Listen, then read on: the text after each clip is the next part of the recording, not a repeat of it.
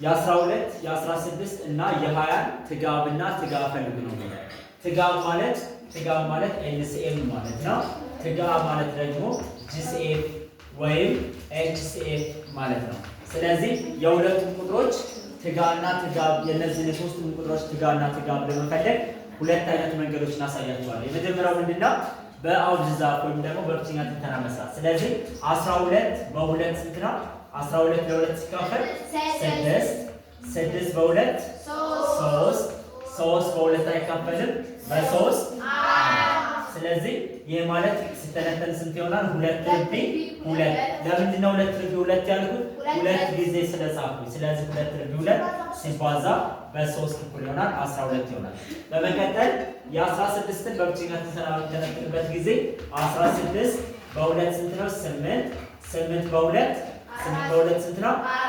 4 4 በ2 2 2 በ2 1 2 በ2 1 ስለዚህ 2 ሲባዛ በ2 ሲባዛ በ2 ሲባዛ በ2 ማለትም 2 ርቢ 1 2 3 4 2 ርቢ 4 ማለት ነው እኩል ይሆናል 16። በመቀጠል 20 ማለት 20 በ2 ስንት ነው?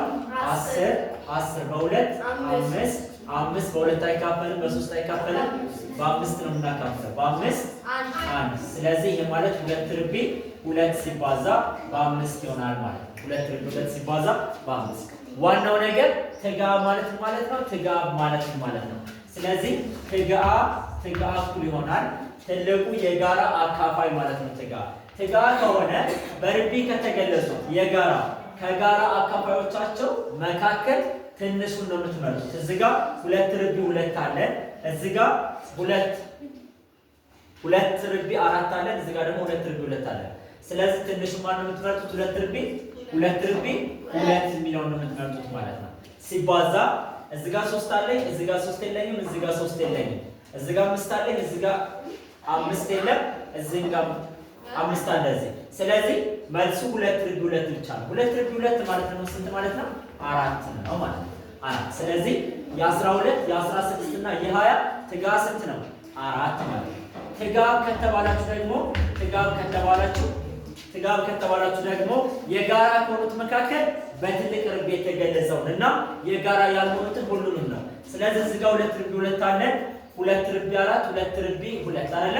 2 ርቢ 4 ነው የምትወስዱት። 2 ርቢ 4 ሲባዛ እዚህ ጋር 3 አለ፣ 3 የለንም እዚህም የለም፣ ሲባዛ በ3 ሲባዛ እዚህ ጋር ደግሞ ስንት አለ? 5 አለ፣ 5 ሁለቱም ጋር የለም። ስለዚህ ሲባዛ በ5 ማለት ነው። 2 ሲባዛ በ4 ስንት ነው? 2 ርቢ 4 ማለት ስንት ነው? 16 ሲባዛ 3 ሲባዛ በ5 ስንት ነው? 15 ስለዚህ እኩል ይሆናል 240። የ12 የ16 እና የ20 ትጋብ ስንት ነው? 240 ነው ማለት ነው። 240 ሁለተኛው አሰራር ደግሞ የእነዚህን ቁጥሮች በጋራ ብቸኛ ትንተና መተንተን ነው። ማለትም 12 16 እና 20 ብላችሁ ትጽፋላችሁ። 12 16 እና 20 ስለዚህ ሁሉንም ቁጥሮች በጋራ ብቸኛ ትንተና መተንተን ማለት ነው።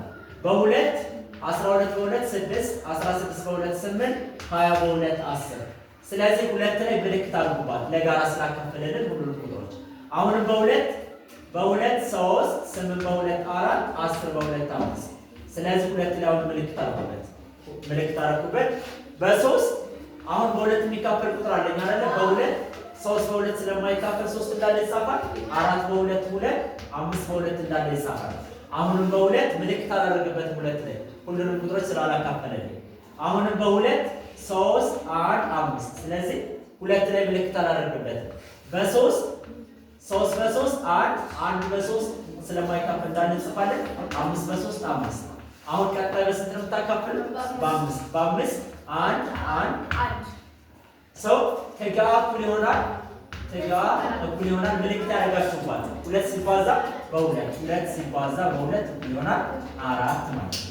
ትጋብ ከተባላችሁ ደግሞ ትጋብ ማለት እነዚህ ቁጥሮች ናቸው በሙሉ ያካፈለላችሁ። ስለዚህ 2 ሲባዛ በ2 ሲባዛ በ2 ሲባዛ በ2 2 ርቢ 4 ሲባዛ በ3 ሲባዛ በ5 ይህ ማለት 240 ይሆናል ማለት ነው። 240 በጣም ቀላሉ መንገድ ይሄኛው ነው። ከዚህ ነው